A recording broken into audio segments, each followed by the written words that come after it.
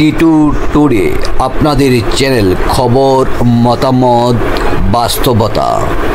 আমি বাংলাদেশ।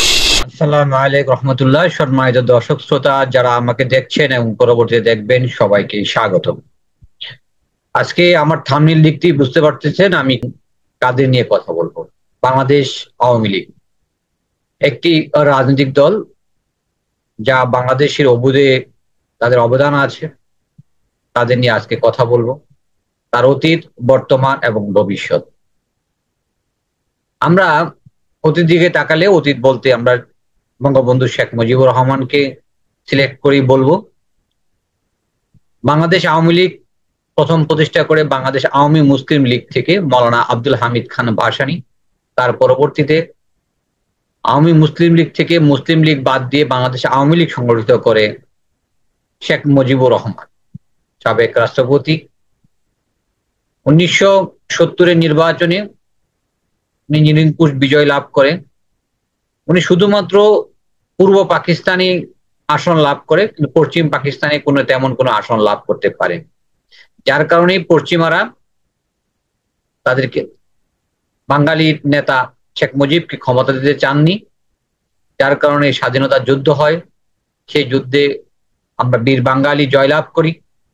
জয়লাভ করার পর বঙ্গবন্ধুর নাম ধারণ করে শেখ মুজিবুর রহমান, এবং তিনি আওয়ামী লীগের কাছে অন্যান্য মর্যাদা লাভ করেন। স্বাধীনতার প্রাপ্তির দল হিসাবে বাংলাদেশে আওয়ামী লীগ তৎকালীন সময়ের অবদান অনস্বীকার্য। স্বাধীনতা পরবর্তী যখন উনি বাংলাদেশে আসলেন, সময়ের পরিক্রমায়, ক্ষমতার লোভে, আত্ম অহংকারে, সন্তানদের ভবিষ্যৎ পূর্ণ গঠনে যে দলীয় ব্যবস্থা বা বাকশাল কায়েম করতে চেয়েছিলেন, সেখান থেকে 15ই আগস্টের ঘটনার মধ্য দিয়ে আওয়ামী লীগের যে অতীত যে পর্ব সেখানেই শেষ হয়। এর পরবর্তীতে জিয়াউর রহমান যখন পুনরায় শেখ হাসিনাকে পুনর্বাসন করেন, তার 2 মাসের মাথায় তারও মৃত্যু হয়।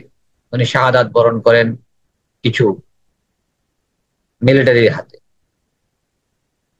যাক, তার পরবর্তীতে 91-এর আন্দোলন, গণ আন্দোলন, বিভিন্ন নির্বাচন চড়াই উতরাই পেরিয়ে আওয়ামী লীগ 1996 সালে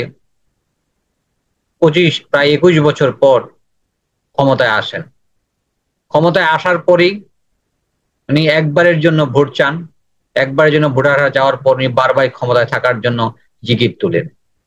কিন্তু তত্ত্বাবধায়ক সরকার যে ফর্মুলা তৈরি করে দিয়ে গিয়েছিলেন, তাদের আন্দোলনের ফসল, জামাত এবং আওয়ামী লীগ আন্দোলনের ফসল তত্ত্বাবধায়ক সরকার, সেই তত্ত্বাবধায়ক সরকারের মাধ্যমে পুনরায় নির্বাচিত হওয়ার যে সুযোগ, সেই সুযোগটা ছিল না, এবং বিএনপি জামাত জোট ভূমিধস বিজয় অর্জন করে। এরপর বিএনপি এই যে তত্ত্বাবধায়ক সরকারের ফ্যাসিলিটিটাকে নিজের মতো করে সাজানোর জন্য বিভিন্ন ব্যক্তিকে পদমর্যাদা উন্নয়ন এবং পদ থেকে সংকলন এবং বিভিন্ন ধরনের অনিয়ম করে তারা একটা নিজস্ব তত্ত্বাবধায়ক সরকার গঠন করতে চেয়েছিলেন। যাক, 1/11 ঘটনার পর ফখরুদ্দিন মঈনুদ্দিনের মাধ্যমে 2 বছরে দেশ স্বাধীন হয়। অর্থাৎ একটা অন্যরকম স্বাধীনতা, যেই স্বাধীনতা এখনো আমরা খুব মিস করি। তারা সঠিকভাবে আমাদেরকে বিচার কার্য করেছে, বাক স্বাধীনতা ছিল, কথা বলার স্বাধীনতা ছিল, কেউ অন্যায় করতে পারেনি। সেখান থেকে হয়তো বা বিএনপি কিছুটা ক্ষতিগ্রস্ত হয়েছে। পরবর্তী নির্বাচনে তারা জয়লাভ করে এবং সরকার গঠন করে।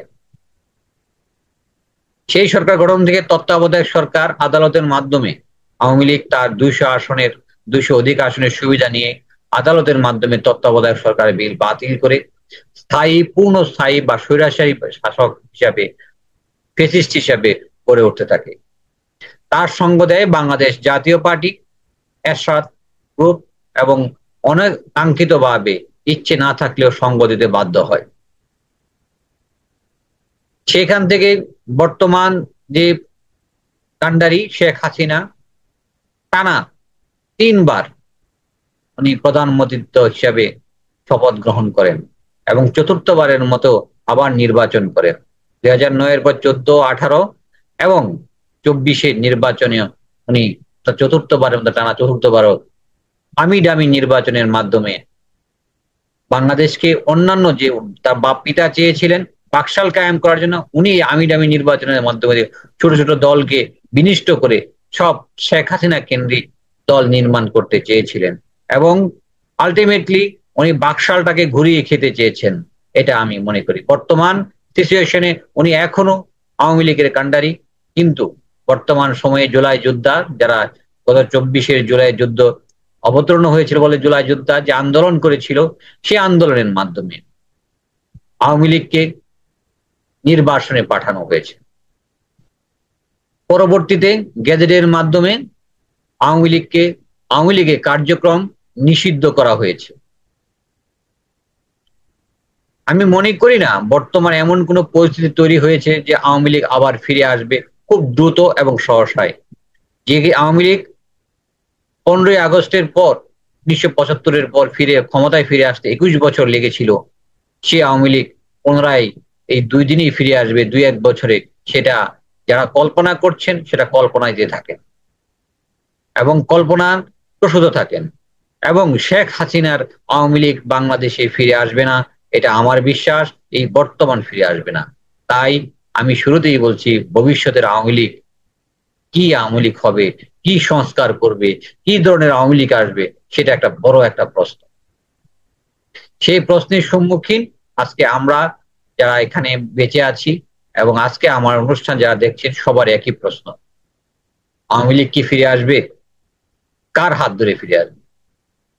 আপনি বাংলাদেশের সংবিধান অনুযায়ী কোন দ্বৈত নাগরিকত্ব ব্যক্তি দেশের সরকার প্রধান হতে পারে না।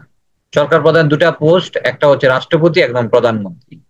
সেই ক্ষেত্রে সম্প্রতি আমরা দেখছি শেখ হাসিনার ছেলে জয়, তিনি আমেরিকার নাগরিকত্ব নিয়েছেন।